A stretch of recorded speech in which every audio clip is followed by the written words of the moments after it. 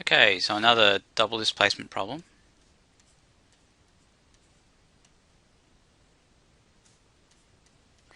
PbClO34 plus CaCrO4.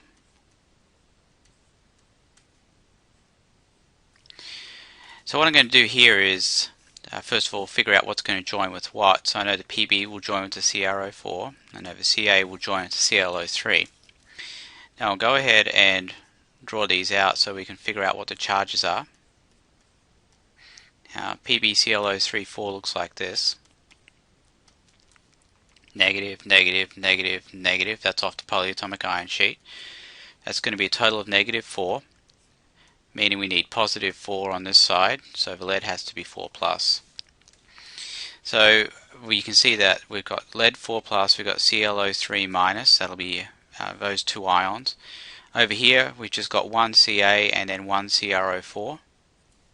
If we look on the polyatomic ion sheet, we'll see that has a -2 charge, that has a +2 charge, so those become our other two ions. So the answers to the ions that make up compounds A and B in no particular order would be Pb4 plus, ClO3 negative, Ca2 plus, and CrO4 2 negative.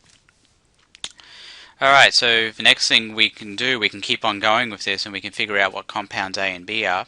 As I said earlier, we know that the Pb will join with the CrO4, and we've already figured out the charge, that's 4 plus and CrO4 is 2 minus.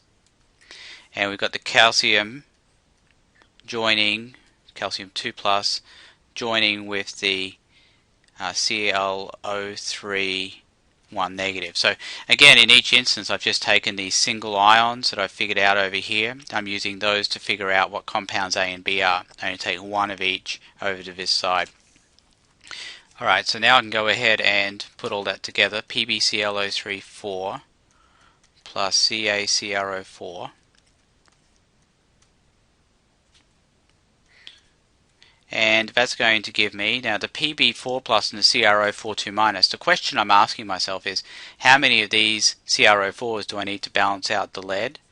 And since that's 4 plus and that's 2 minus, I'm hoping you can see I need 2 CrO4s to balance out the lead, so that I get a neutral compound here. Over here we've got the calcium and the chlorate. We need 2 ClO3 negatives to balance out the calcium, so it'd be CaClO3 2 for that one. Alright, now we can go ahead and balance this up, and we've got 4 ClO3s over here and 2 ClO3s over here, so I'll put a 2 in front of that one. That means I've got a 2 in front of a Ca, so I'll put a 2 in front of that.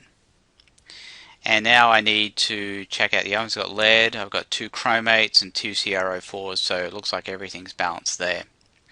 If I look at the solubility chart, what I'll see is that these are all aqueous and that the lead chromate is going to be a solid and the calcium chlorate will be aqueous as well.